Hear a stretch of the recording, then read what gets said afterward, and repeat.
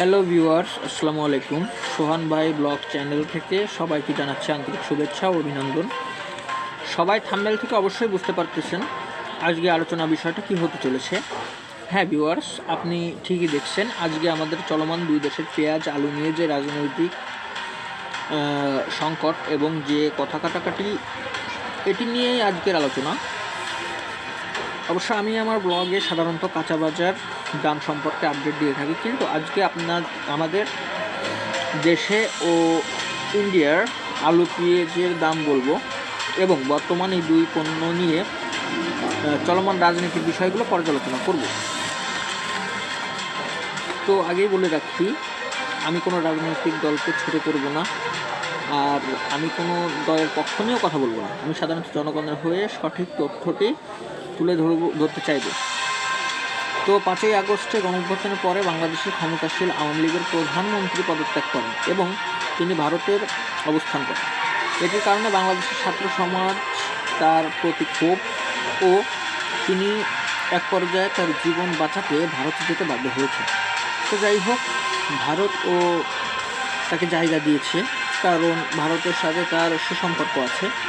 কিন্তু আমরা এটা বুঝতে পারলাম না যে কেন এত সুসম্পর্ক থাকা সত্ত্বেও আমাদের প্রধানমন্ত্রী সে দেশে থাকার পরও ভারতের ফরাক্কাবাদ ছেড়ে দিল এবং পেঁয়াজ আলু বন্ধ করে দিল। এটি কেন আসলে? তাহলে কি শেখ হাসিনা শুধু ক্ষমতা চেয়েছিল, বাংলার জনগণকে ভালোবাসতেন না? যাই হোক, পরের জন্য কুয়ো কাটলে নিজেকে পড়তে হয়, এটা আমাদের বাংলাদেশের প্রচলিত কথা। এখন ভারতের পেঁয়াজ 3 রুপি করে, চাষিরা পাচ্ছে আলু 2 রুপি। তো এটাকে বাংলায় যদি কনভার্ট করি তাহলে 4 টাকা 80 পয়সা হয় পেঁয়াজের বাংলা দাম। তো সেখানে আমাদের দেশে যখন পেঁয়াজগুলো আসতো তখন কিন্তু আসলে পেঁয়াজগুলো 22 টাকা পর্যন্ত রেট শুধু বর্ডার ক্রস করে দেওয়া হতো। তো আসলে এটাকে বলা হয় নিজের পায়ে নিজে কুড়োল মারার মতনই। তো ভারতও তাই করছে। শুধু এটুকুই না, চাষিরা এই পেঁয়াজ আলুর জন্য আত্মহত্যা পর্যন্ত করতেছে। তো এটাই চাষিরা আন্দোলনে নামতেছে, ব্যবসায়ীরা আন্দোলনে নামতেছে। এগুলো বাংলাদেশে আসলে কোণঠাসা করতে গিয়ে প্রধানমন্ত্রীর চেয়ার নিজেই টানাটানি করতেছেন মোদিজি। যাই হোক, মোদিজির 2জন সহযোদ্ধা আছে যাদের আমরা মোদিজির দালাল বলে থাকি। একজন হচ্ছে ময়ূর, আর একটা হচ্ছে শুভেন্দ্র বাবু।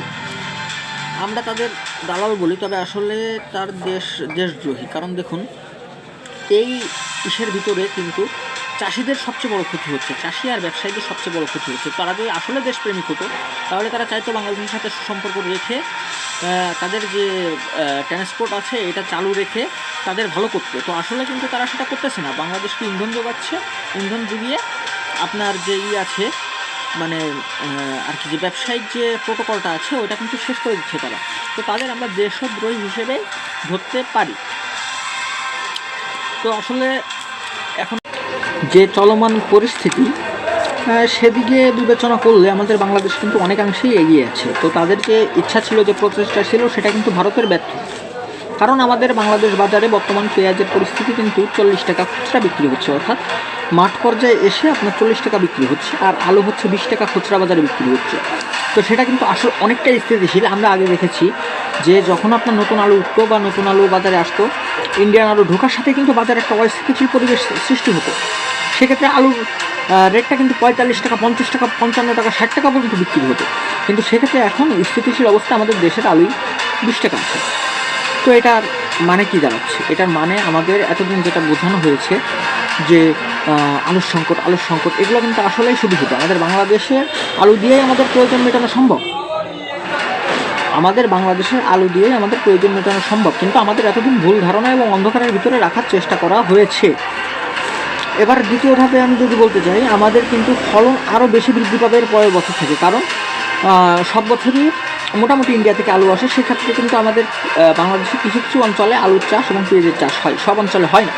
এখন চাষিরা উদ্যোগ নিচ্ছে যে অন্যান্য অঞ্চলেও অনেক চাষিরাই উদ্যোগ নিচ্ছে যে আলু পেঁয়াজের চাষ করবে।